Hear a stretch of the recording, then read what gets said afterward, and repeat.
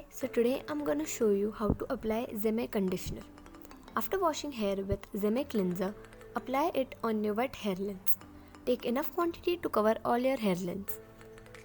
Apply the conditioner section by section across all the hair lengths.